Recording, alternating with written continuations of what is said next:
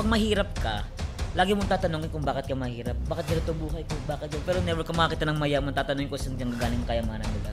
Why would you question a world that benefits you? Ang mahirap yung mahihirap kasi tamad daw. Di pala problema yung katamaran. Ang problema yung may masipag magnakaw.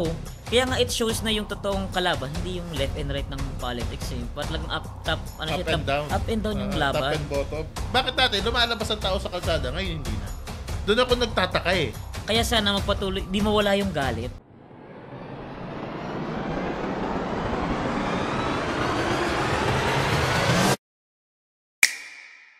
Hello, magandang gabi Magandang gabi sa inyo lahat. At mga kasente mo, mga kasente mo. Bagong episode ng Politikang Ina Mo. So Mark, kumusta? Dalawa na naman tayo. Kaya nga, nasa na ba yung isang host natin? Parang kinain na ng system. Ayaw na tayong kasama. Sino pa naman tayo? Nasa ibang liga na. Representative na eh. Tawag sa kanya, rep eh. Kumbaga, nasa ibang liga na, boss eh. Feeling ko talaga kasi may issue yung flood control eh. Kaya di siya nagpapakita ngayon dito. Baka may flood control project na rin siya, no? Yun ang inaano ko eh. Yung theory ko dyan eh. So siya pala yung tinamaan doon sa last podcast natin. Siya yun. Nag-aalit, nagtampo na. Hindi na nagpakita eh. Gusto biyahe mo dito? Tangina ito Hindi ako ba gusto i-share eh. 10 o'clock ako umalis sa amin. Taga-Pasig ako eh. Traffic na agad sa Marcos Highway. Sobrang grabe daw yung baha eh. Di lang baha eh. Grabe talaga yung bottleneck sa Marcos Highway kasi parang ayun yung pagdating sa mabandang Cainta Marikina area, ayun na yung pinakalagusan namin eh. Pupunta kami Manila kung gusto namin lumabas dun sa looban na daan. Tapos lahat parang hindi ko alam kung dahil ba sa baha o dahil sa ulan pero dahil sa baha. Kasi ang daming kalsadang barado. Kita ko kanina sa TikTok, sa Facebook. EDSA, baha. Yung sa may Sentries, baha. Dito sa Nia Road, baha. Sa Pasig, Manila. Grabe yung baha kanina eh. So, yung mga baha sa ibang area, kaya nagsipuntahan sa Marcos Highway yung mga iba't ibang sasakyan. Parang ganun ba yun nangyari? Kasi actually sa lahat. Sa lahat ng lugar, baha. Grabe. Tapos di pa ganun katagal yung ulan na? Hindi siya ganun katagal yung ulan. Biglaan siya, pero buhos. compare mo siya sa 5 years ago na kahit sabihin mong umulan naman ng matagal-tagal, di naman ganun kalala yung baha eh. Hindi ko pati nga yung sa UP Sunken Garden. Sa Sunken, puno. Puno-puno. Bumaha. Parang lagun na nga daw eh. Disappearing lagun. Pero yun, gusto ko lang talaga mag-vent out kasi na-validate yung galit ko kanina, attorney. Anong galit? Na-validate yung galit ko kanina sa mga contractor tsaka sa mga anak nila. Kasi ako, ang daming na-stranded kanina. Kasi pumunta akong Ayala Phillies eh, kasi may bibilin ako. Lusong ko na yung baha. Lumusong ka ba sa baha? Lumusong ako sa baha. Kasi habang lumulusong ako, yung pinaka-motivation ko galit. At puot sa kanila. Kasi alam mo yung may mga rider na huminto, yung motor nila palubog na dun sa ibang area. Tapos may isip mo yung mga post nila na 37 country, pupunta na dito. Tapos yung iba, pinaflex pa nila yung mga Gucci bag nila. Tapos yung iba, napapangat pa ng puro, kahit puro branded. Tapos, alam mo yung parang, tama. Yun. Ayoko magmura eh. Pero alam mo yung parang, naging pro-bullying na ako para sa mga ganong tao. Sige. Yan. Pag-usapan natin yan. Bullying dyan sa mga anak ng contractor. Anong take mo dyan? Okay lang. Yan lang, okay lang. Okay lang. Hindi, ako para sa akin may class distinction ang pagdating sa mga ganyang act. Bakit? Kasi for example, di ko naman sila sabing di mahalagang mental health eh. Pero yung compare mo yung sila pang malungkot sila, pumunta sila ibang bansa. Pang malungkot sila, may pang therapy sila. Pero hindi ba natin naiisip yung dahil sa kapalpakan ng mga projects ng pamilya nila, mayroong mga pamilya na hindi nakikita masyado, na stuck sa traffic. Mayroong mga taong namatay dahil sa baha. Mayroong mga taong nawalan ng bahay dahil sa baha. So, ba't ako mag-focus sa minority ng mga pangbayad naman ng mga nila, pero tayong mga naghihirap dito, bakit parang wala naman silang paki sa atin in the first place? Kasi ako tingin ko na-condition kasi sila, simula nung pagkabata nila, sheltered yung buhay ng mga yan eh. Alam mo, yung lumaki ka sa isang environment na wala kang struggles, hindi mo kailangan magtrabaho, lahat ng kailangan mo binibigay sa'yo ng magulang mo. So, tingin ko talagang manhid talaga sila doon sa tunay na kalagayan ng karamihan ng Pilipino. At hindi nila nakukonect, feeling ko, yung yaman nila na galing sa nakaw ay marami ang nagsasuffer. Kasi yan ang tawag na normalized corruption eh. Na-normalize na, parang yan yung hassle, yan yung tawag diskarte. Ang discard. Di ba? Dumiskarte yung magulang ko, kaya maganda buhay namin. Ganun ang isip ng mga yan, sigurado ako. Oh, possible naman yun na syempre sa sociology, talagang yun yung kinalakihan mong kumbaga sa concept ni Bourdieu, habit na nila yan Part na ng embodied life nila yan na, ay normal to, so di nila tatanungin yan. Pero ang sa akin kasi, may isang aspect ako na ayaw nila tanungin kung saan ba kasi imposibleng di mo alam Imposibleng di mo... Bakit mo tatanungin ng isang bagay kung saan ka nagbe-benepisyo? Nagbe-benepisyo ka, di ba? Why would you question a world that benefits you? Diba? Bakit mo ako questionin? Di ba nag-post nga ako Pag mahirap ka, lagi mong tatanungin kung bakit ka mahirap. Bakit ganito buhay ko? Bakit ganito? Pero never ka makakita ng mayaman, tatanungin ko saan gagaling kayamanan nila. Kasi pagtingin nila, we deserve this, pinaghirapan ko to. Alam mo nga, di ba, nabanggit last episode yung concept ng parang predestined, ganyan. Predestination na Calvinist na pag yumaman ka, ibig sabihin, mabuti kang tao, binayaan ka ni Lord. Pero material, hindi naman ganoon yung mundo Kung may, yun sa economics, yung parang sinasabi na mahirap yung mahihirap kasi tamad daw. Pero ngayon, makikita natin na di pala problema yung katamaran. Ang problema, may masipag magnakaw. Ayun yung problema, may masipag magnakaw. Tumingin ka sa magsasamata na magsasaka, sabihin mo tamad siya. Yan ang sinasabi ko sa kanila. Punta ka doon sa mga, ang dami ngayon, manggagawa. Ito ngayon, Sabado ngayon Ang daming manggagawa, pagkatapos mag-clock out sa trabaho, susugurin ng baha, maiipit ng 3 oras sa traffic, maglalakad sa baha, bago makauwi, tapos kinabukasan. Trabaho ulit. Paano mo sasabihin tamad yun? Di ba? So, kalako naman yung economic theory ba yan? Hindi, para sa kapitalismo, yan yung naman, di ba? Hindi theory yan. Parang consciousness yan. False consciousness, sabihin natin, na pag ang tao mahirap, pinanganak ka mahirap, namatay ka mahirap, kasalanan mo yan. At ayoko sa ganung klaseng idea ngayon.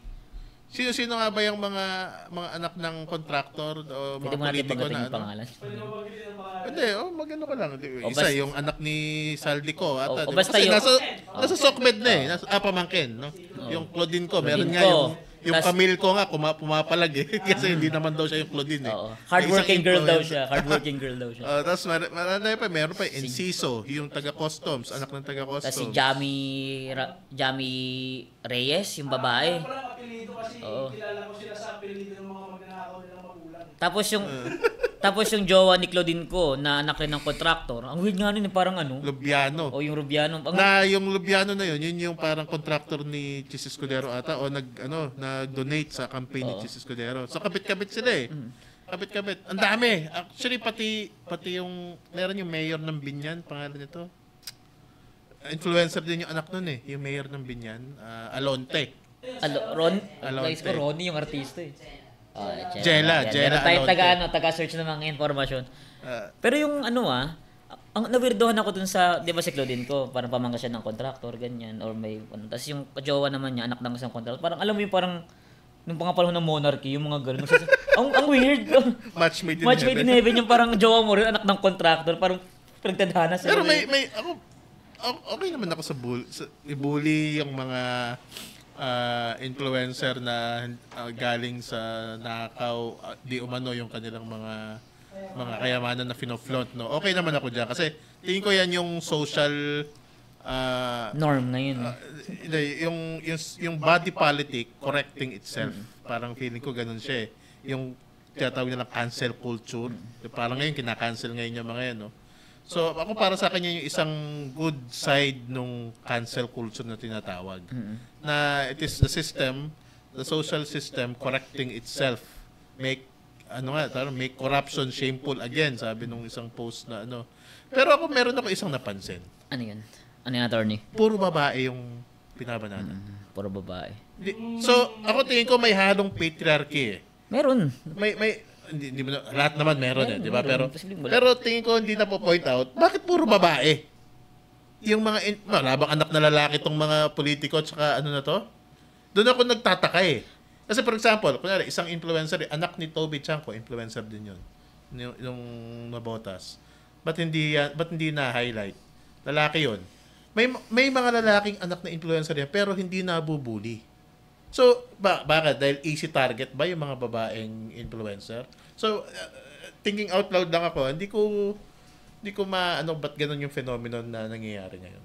Well, sa system naman natin ngayon talagang mas easy target ang i-shame or mga babae parating sa flaunt ng ganyan eh. For example, pag lalaki yung nagpo-flaunt, it is seen as parang deserve nila. Yung lalaki yan, normal yan eh. Pero pag babae yung nagpo-flaunt, parang ay mayabang galing sa pera ng daddy niya yan, galing sa, di niya pinaghirapan yan. Pero pa nga isa May yung ano difference ng yung ganun eh. parang ni-slut shame yung isang asawa ng kontraktor. Pangit na mataba daw yung kontraktor, tapos yung babae, asawa, bata na maganda. So parang beauty and The beast. the money, parang gano'n eh. So puro babae. Yung kahit nasa ganung aspeto, yung babae pa rin yung sinishame. Hindi yung contractor na lalaking may-ari. Inaano siya sa itsura niya. No? Pero mas nakafocus pa rin karamihan ng mga banat dun sa babae. Parang ang hirap din kasi i-gauge yung ganyang klaseng criticisms ng mga Filipino kasi at the same time, mahalaga naman tignan yung parang sexual or gender difference ng power relations pagdating sa pag-criticize. Pero at the same time, in the big picture ng macro, makikita natin na ginagawa ng mga tao yan, pwedeng sabihin na hindi yan dahil sa gender nila. Unconscious yan. Unconscious naman ang patriarchy. Di namin binabatikos yan dahil sa gender niya. Nagkataon lang na siya yung may influence, siya yung nakikita, at siya yung anak ng kontraktor. Tama naman. Kasi unconscious naman lagi, it creeps into your Psyche. psyche. Kasi normal na diba? yun eh. Parang tama lang i-bash to. Pero dapat critical din, syempre, pagtingin ng mga tao, bakit? Kasi pag minakro mo na yan, okay lang kaya kung isa-isa, individual, di ba? Pero pag iminakro mo na, tulad ng nangyayari ngayon, which we have enough data para ma-extrapolate yan, makikita mo, puro babae ang binabanatan. Puro babae. So, tingin ko, dapat rin sa atin, although hindi naman sila binanatan dahil babae sila. Let's be clear about that. Pero, dapat critical enough rin tayo to see kung bakit nangyayaring gano'n na puro babae ang nababanatan. Diba? Tama naman. Pero yung sa nabanggit ko nga kanina, baka nga dahil iba nga lang talaga yung gender difference ng, kunyari, yung pagbabae nga, alam mo yung parang may idea na pagbabae, di nila deserve yung mga bagay na meron sila. Oo, syempre. Ayun yun. Pagka may umaangat na babae, parang it's seen as an anomaly. Diba? Kaya nga parang kaya silang, sabihin natin let's go to the idea na, sige, tinaget sila dahil babae sila. Sabihin natin conscious na kasi may mga taong consciously ginagawa yun sa Pilipinas. Maraming misogynist dito eh. Sabihin natin ginagawa yun kasi mas madaling i-discredit ang accomplishments ng mga babae. Kasi, for example, sabihin natin... Dahil kay daddy lang yan. Dahil kay daddy lang yan eh. Siyempre, siya si daddy. Kaya, ang level nga yung sa isang anak ng kontraktor ngayon, siya yung prinsesa ng Pilipinas eh. Nakikita ko yung mga comments sa mga video niya dati. Ganda ng bahay natin ah. Kasi alam mo yung galing sa public funds eh. So, parang inaangkin ng mga Pilipino. Kaya, feeling ko, tama kayo, attorney, na mahalaga tignan yung ganong klase, maging critical sa ganong klaseng criticisms. Pero, at the same time, parang mahirap siyang iwasan pag sa moment ng galit eh. Pag sa moment ng galit, mahirap talaga. Dahil nga subconscious nga talaga siya. Pero, yung sa akin, nag-post ako ng video kanina, medyo natuwa ko dun sa parang pag-call out ng ganyan. Kasi parang nakita mo na buhay pa nga yung class consciousness ng mga Pilipino.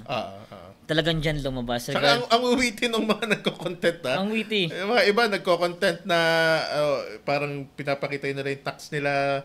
Tapos parang, ito, gising tayo na maaga para sa kay Princess, may pang 37 country si Princess. Pero, alam mo yung, kahit mga middle class nagagalit. Kahit mga DDS nagagalit, mga dilawan, mga pula, galit lahat eh. Yun naman yung kagandahan.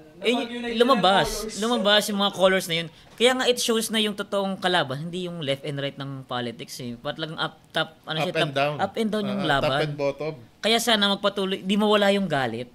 At laging pag-usapan lang talaga yan. Kasi talagang nakikita natin na buhay na buhay yung class consciousness ng mga Pilipino eh. Pinag-usapan natin yung last episode na pag uminto yung social media, ingay dyan, ingay sa kalye o sa social media, wala, tapos na yan, di ba? Pero may gusto kong pag-usapan tukol dyan dito sa current flood control projects na to na nagiging trend sa social media. Meron po yung isang kaibigan ko eh. Sabi niya, itong current na scandal sa flood control, sa corruption na to, it's a cycle daw, sabi niya. Which I believe na it's a cycle of the system correcting itself. Kumbaga sa tawag nga niya, the culling. No? So every now and then daw, every couple of decades, ang sistema daw ng kapitalismo would try to correct itself by isa-sacrifice niya yung weakest part of its oligarchy or if it's yung elite. Pinaka-vulnerable. Kunwari, for example, nung panahon ni Pinoy, nung PDAP scam, ang yan nun, si Napoles, si Bong Revilla, si Jingo Estrada, Estrada. Enrile, di ba? Binatak niya hanggang nung panahon nila Rojas. Hindi ko lang hanapin ko yung post Pero mas ganun daw talaga na kumbaga hindi ito anomaly. Hindi something na biglang may nagka-class consciousness ang mga tao at biglang ayaw na sa corruption. Madalas daw mangyari. Ito. Inuna niya doon sa 1953. Ayan, 1953. The unpopular Quirino Lopez administration floundered in the face of a two-pronged threat. First, the Golden Arenola, black propaganda. So, may ganung anti-corruption na rin noon. 1965 daw, nung Manila Negro symbiotic elite benefiting from the U.S. sugar quota. Si Macapagal daw lost the support of Philippine aristocrats. Yeah, tapos nung kay Marcos, nung global oil crisis, yung sa bagong lipunan, revolution from the center, against oligarchs din siya. Yung sa 1989, nung si Honasan, nagkudeta. Oo. Diba? Dahil sa corruption, sa oil deregulation, diba? Et cetera. 2001, EDSA 2, nung sa kay ERAP. Ito, mas recent memory na to. Dahil sa corruption, sa weteng, diba? Tapos yung Hello, Garcia, 2013, pork barrel scam. So, the point lang is, it's a way for the system to correct itself from its excesses. Kasi kung pagka dumarating sa punto na yung sistema is sobrang corrupt na, it will sacrifice the weakest link doon sa kanyang elite, Para sa kabal ma-maintain yung niya. kabuuan. Para ma-save mo yung kabuuan. So, para ma-moderate na yung corruption. So parang katalim to save the body, ganun. Yes. Parang ganun daw ang nangyayari. And it makes sense. It makes sense para sa akin na kasi, ang dulo nga lang nito, lagi, pag may naparasuhan, 1, 2, 3, tapos na. Balik na uli. Lipat na lang sila sa ibang pagkakakitaan. Kasi nung una, nung naano yung pork barrel scam, 10 billion nga lang pork barrel scam, di ba? O, tapos naghanap na naman sila ng ibang pagkakakitaan, flood control na naman. Pag natapos yan, titigil ng flood control, hahanap yan ng bagong pagkakakitaan. Pero kailangan lang na may sakripisyo sila sa madla para sabihin, ayan yung mga corrupt na yan, Okay na. Okay na, hanap na lang sila ng iba. Just to maintain the system. Tapos next Alvin, tatakbo ng senador. Ganun yun, Ganun yun. Pero feeling ko it's part of the game din ng liberal democracy. Kasi it will never talagang pabaga yung sistema. Kung kaya naman niyang i-appease yung hunger ng masses for accountability, kung tatanggal lang naman nila mga peraso. Parang siya it's not a question of, tama nga, it's not a question of coincidence or nag-form lang siya in a vacuum. But rather yun talaga yung tamang mechanism na ginagawa ng system natin para mag-maintain lang siya. Kasi kunwari, si Bongbong Marcos, bakit ngayon lang? 3 taon na siya sa sino ba tingin mo ang pinaka naunang Nepo baby? Di Siya. ba mga Marcos? Oo, sila. Di ba si Bongbong? Si Nung Ivy? pami nung sa Negros, di ba napupulon sila ng wealth Di ba nila? mayroong kumalat na picture ni yung nasa Rolls Royce, yung yung naka... siya. Oo, yung nakatapat? yung Content niya, parang I'm proud of the young bloods. Parang, tapos nakagano si Marcos, tapos yung video pinost ko yung picture na yun dati, tapos yung yun, kamukha niya si Willy Wonka. Kilala niyo si Willy Wonka, yung sa Chocolate Factory. Diba? Pero siya nga pinakaunang Nepo baby, the OG. So, yung doon pa lang, makikita mo na this is an orchestrated attempt of the system to correct itself. Diba? Hindi mo ba? Alam naman ni Marcos kung sino yung mga yan Sino yung mga congressman. Kahit nga si Ping, for example, Ping Lacson, sabi niya 67 congressmen daw, contractors. Pero doon sabi yung pangalanan na, hindi ko kaya yung pangalanan. Diba?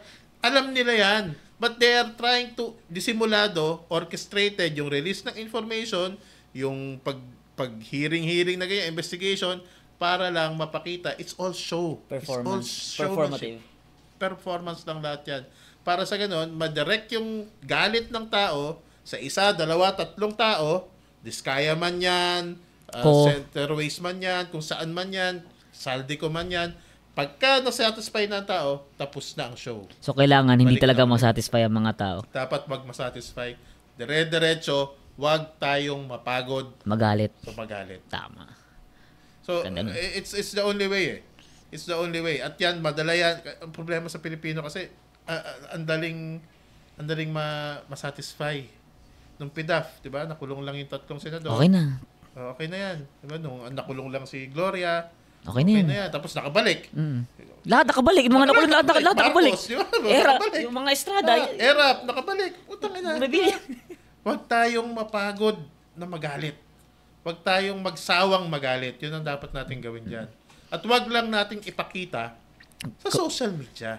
Ito, sa segue ako na, kasi, tingnan mo sa Indonesia. Grabe dun.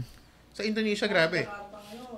Ito, itong last week na to, sunod-sunod yung mga malalaking rallies sa Jakarta. Ano lang dahilan nun? Alam mo kung ano? Yung may regulation policy ba yun? Tsaka may namatay na isang protester. Binigyan nila yung parliament, binigyan nila ng living allowance yung lahat ng mga congressman nila na equivalent to parang 14 times the minimum wage. Yun lang. Sa in a time na ang inflation ay napakataas, ang sahod ay napakababa, yung mga gagong congressman nila had the audacity para sahod nila. award sila ng living allowance. Hindi sahod, living allowance na napakalaki. Dahil doon, led by the students. Rally talaga sila. At nakakatawa at nakakatuwa yung ginagawang symbol ng resistance ngayon doon. One yung Piece. flag ng One Piece. Yung Straw Hat Pirates. Ganda nga ng One Piece. Ganda ng Diba? One Piece.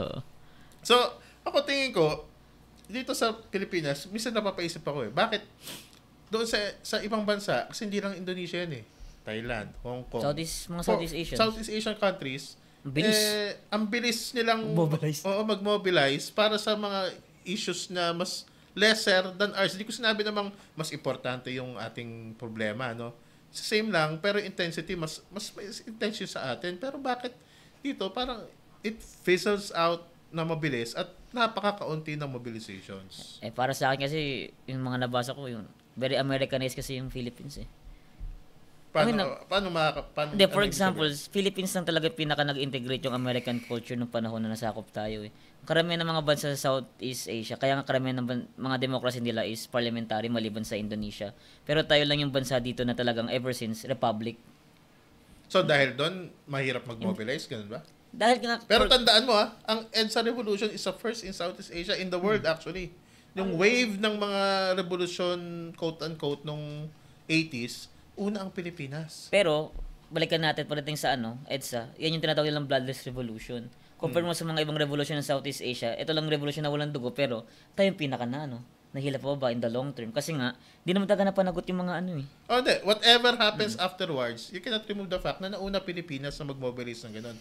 Marami yan, tawag nga nila dyan, di ba? The Yellow Revolution, marami. May Purple, may Brown Revolution, may Green Revolution, dami. Egypt, Libya, sunod-sunod yan Una ang Pilipinas yan. Color Revolutions tawag nila dyan Nung panahon na yon, nung 80s to late 80s to early 90s. So, may ganong kultura ang Pinoy. Pero bakit wala ngayon? Hindi mo pwede sabihin tingin ko na US Kasi nung panahon ni Marcos yun, mas US na. May bases pa nga tayo dito nun, US bases Pero ngayon wala na. What's different in the Philippines na meron sa Indonesia, Thailand, Hong Kong? Siguro may factor din yung parang physical geography ng Pilipinas. Indonesia is more an archipelago than us. Pero sa Indonesia. Pero when it comes to other countries din, hindi naman sila archipelagic. For example, sa Indonesia, mas malaki yung parang, hindi naman siya nationalistic, but yung cultural ethnicity na identity mas malakas compared dito sa Pilipinas. Kasi sa Pilipinas, kahit sabihin ng Pilipino tayo, meron pa rin tayong mga, ano yung magandang term doon? Para mga regional cultures na para pinaprioritize ang identity nila. Meron din ng Indonesia. Like for example, may mga regional cultures ang Indonesia. Melting pot din ng ethnicities ang Indonesia. Mas marami pa kasi silang ethnicities sa atin, if I'm not mistaken. Pero for example, sabihin natin marami silang ethnicities compared sa Pilipinas.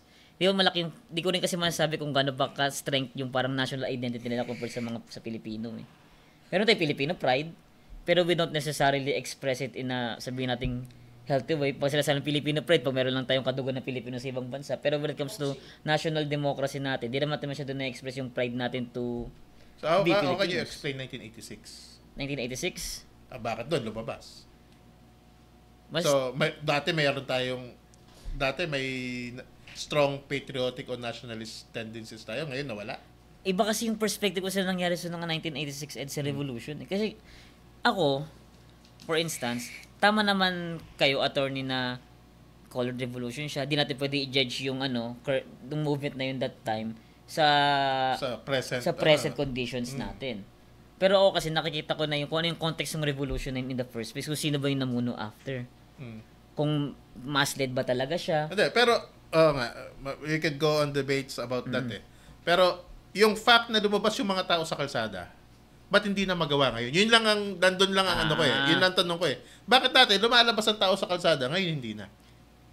Siguro maganda siyang i-explore kasi di rin ako sure kung ano bang klaseng merong progressive movement sa Indonesia ngayon. Kung malawak pa siya tulad sa Pilipinas. Kasi sa Pilipinas very fragmented yung political movements ngayon eh. Yung sa left pa lang, divide. Talagang hati-hati. Then pumasok yung mga liberals na naging reformist, di ba? So yung mga karamihan na mga youth, pumapasok na sa liberal ideology na pwede naman mag-reform eh. Pwede mag-protest, pero pasukin muna natin sa dialogue, mga ganyan. Then papasok naman tayo sa, when it comes to protesting, very malakas yung stigma ng protest dito. Kasi for example, sa bawat terorista, sa bawat, hindi ko naman biniblame yung left dito, pero yung bawat call kasi nila lagi, protest, rally ganito, rally ganyan. Ngayon, yung mga tao, dahil nakita nilang walang natatagumpayan yung mga rally ngayon, yung mga tao ngayon is, ba't pa ako sasali dyan? Ayaw na. Ba't pa ako sasali dyan? Nakapagod din. Kaysa magmukha siyang talaga, movement, or parang para sa masa, nagmumukha siyang inconvenience ngayon. Nag-rally pa kayo kasi traffic na nga, dagdag kayo sa traffic, ba't di kayo magtrabaho, ganyan. Ang iniisip ko dyan. Ayan, si Direk. Hindi kaya ang pinaka-factor dyan yung what comes after the revolution. Yung aftermath ng revolution. Kasi hindi kaya factor din yung false promise na magiging maganda ang buhay ng mga tao kung matatanggal si Marcos. Ano bang konteksto ng mga yung revolution? Din. Baka kasi yung pagkadala ng mga tao sa mga sa mga promises na hindi naman natutupad. Baka kasi sa kanila pagkatapos ng revolution, gumanda talaga. Baka sa atin kasi hindi naman nangyari. Baka may ganung konteksto. Hindi rin. Sa Thailand nga, monarchy pa eh. Constitutional monarchy. Punta nga ang Thailand ngayon eh. Constitutional monarchy. Ang Indonesia is grasped by a populist leader ngayon. Kasi false promise talaga yun. Ako tingin ko lahat yan may factor naman. Tapos ito rin itong sasabihin ko may factor din. Ako ang thesis ko social media. May social media rin naman. Pero Filipinos are number 1 users of social media in the world. At tingin ko, ang thesis ko lang nadi-diffuse ng social media yung galit.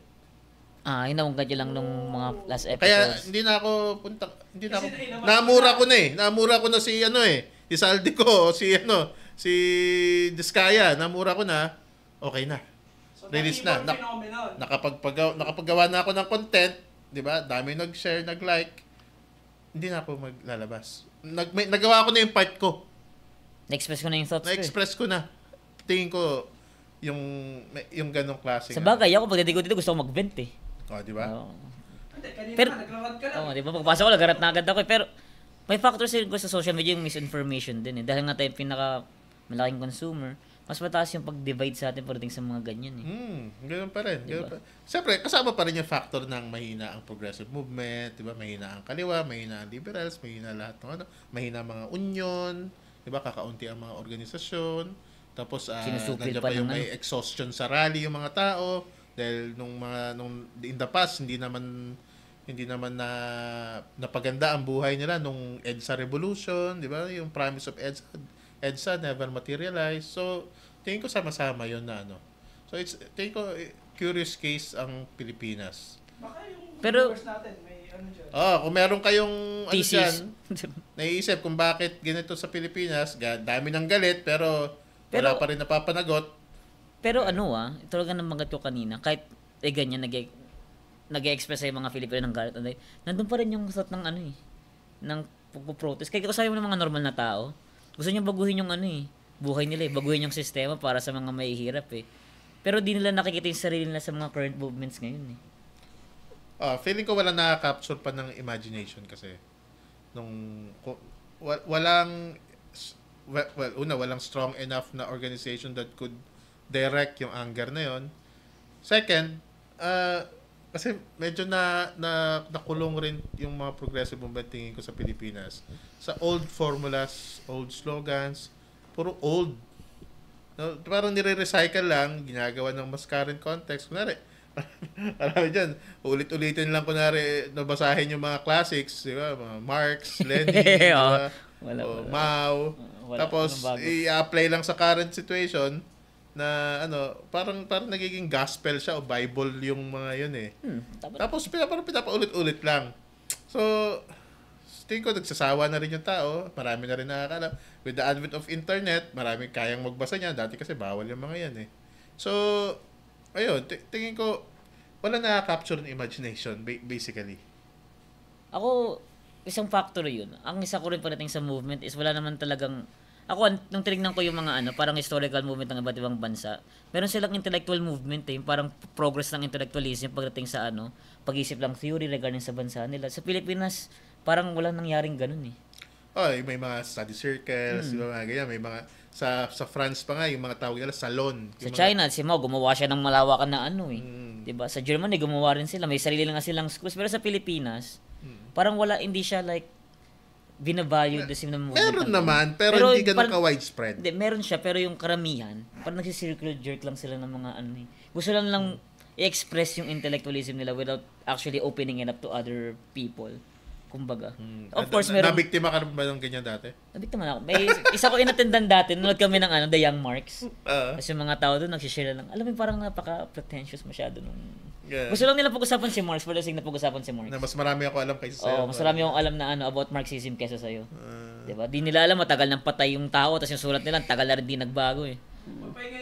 Papahingin yung tao. Pero wala tayong movement. Bury your dead. Tsaka walang tibak na gustong talagang i-expand pa yung thoughts ngayon ni Marx at ng mga sumulat. Wala. Kasi parang gospel talaga sa Philippine left ngayon si Marx eh. Walang nag-innovate. Hindi, si Marx naman kasi, di naman niya sinabi na ito lang eh. Si Lenin gumawa siyang version sa Russia.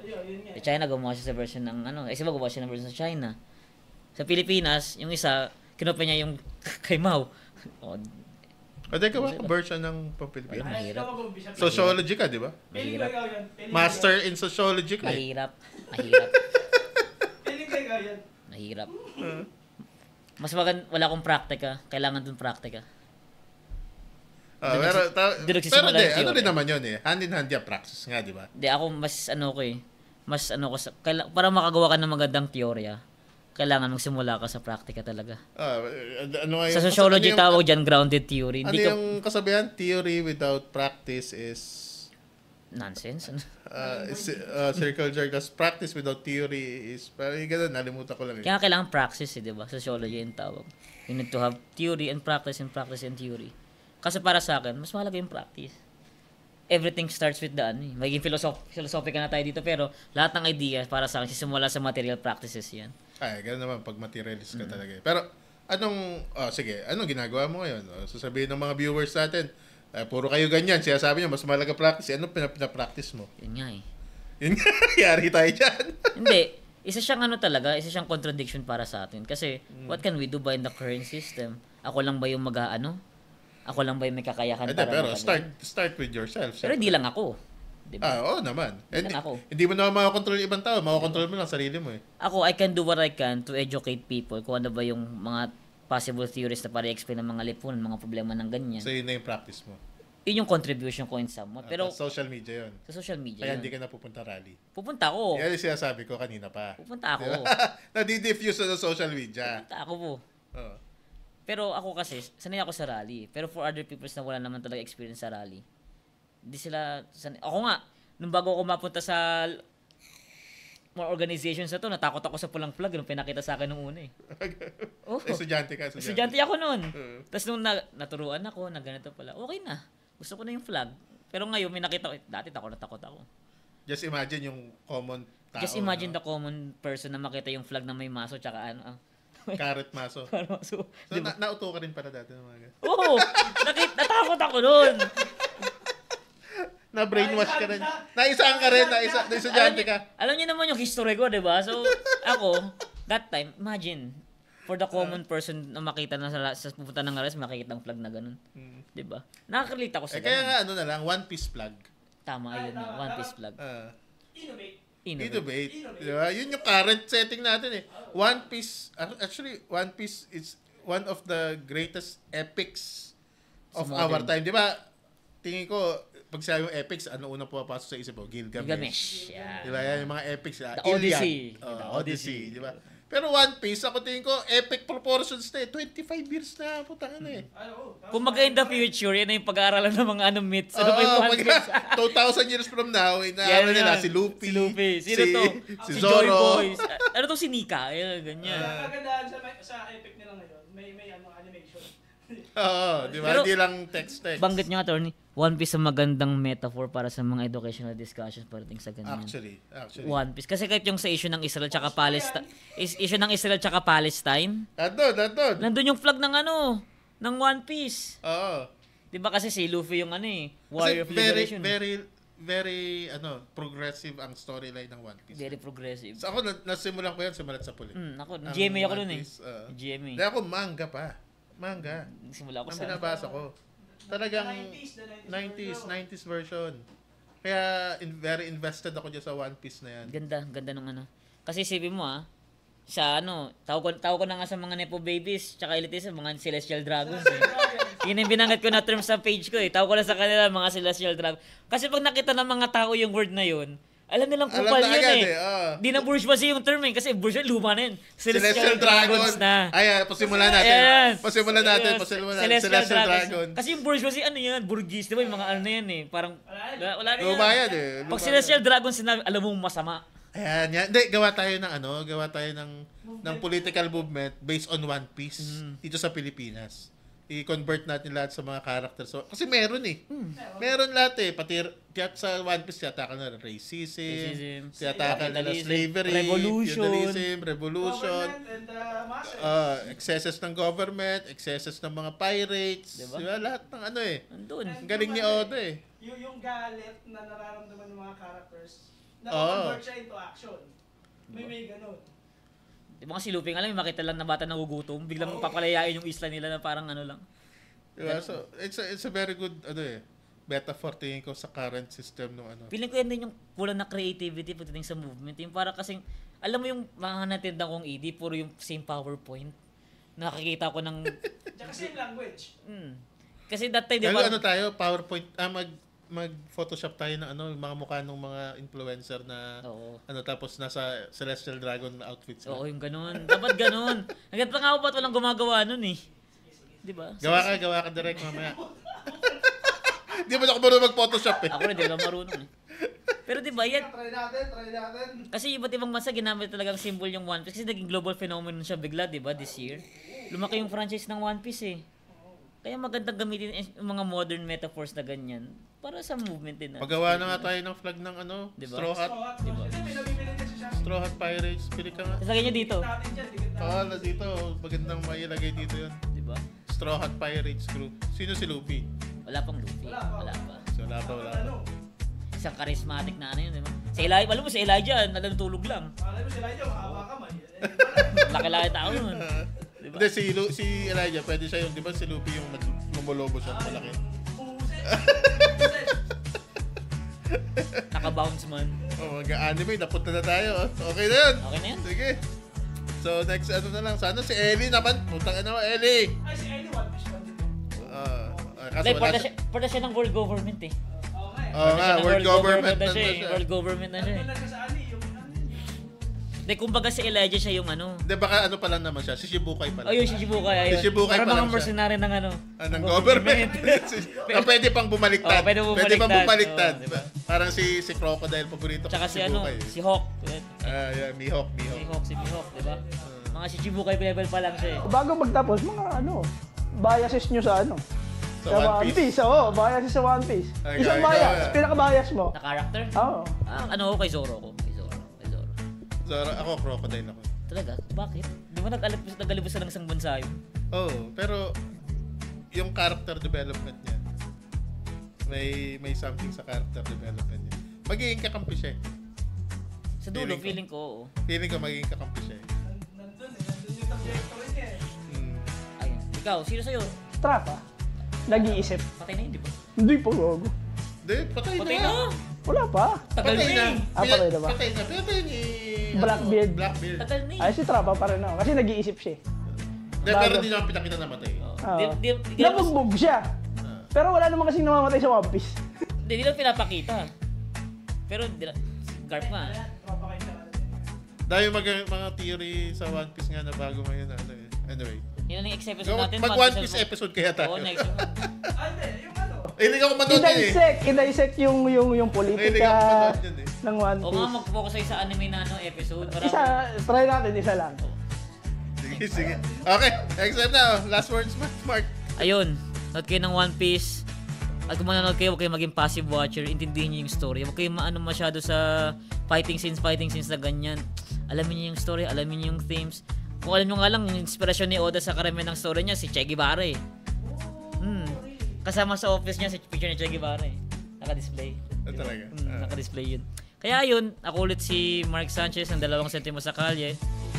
Ako si Jen, ng Batas Manggagawa. Ako, ang final words ko, stay hungry, stay angry. Yan, sige. Dahil pag tumigil tayo sa pagiging galit natin, Talo tayo. doon nakakawala yung mga masasamang ano na yan, mga politiko at saka mga negosyanteng malalaki na yan. So, okay. So, sana next episode nandiyan na si Ellie. Patagpuan na, gumising na. #comeback Ellie, dapat ganun eh.